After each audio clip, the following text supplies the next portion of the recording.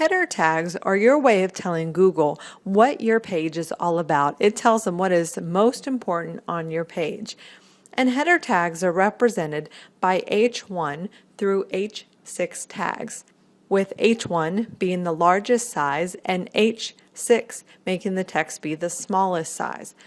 For SEO purposes, you're going to be sticking with the H1 tag for your main titles and the H2 tags for any subheadings.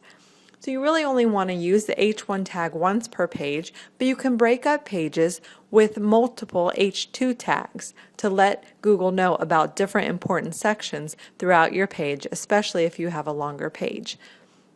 So I want to go to the Live Long and Prosper website and I want to take a look to see if they have any header tags.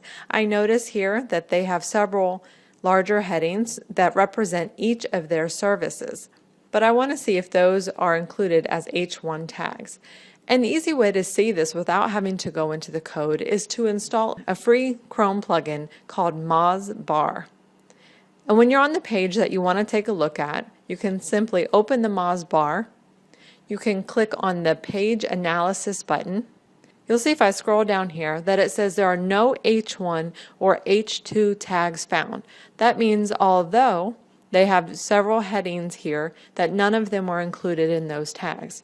This means my recommendation is going to be that they place their services tag in an H1 tag, but they may want to add a keyword in there such as landscaping services.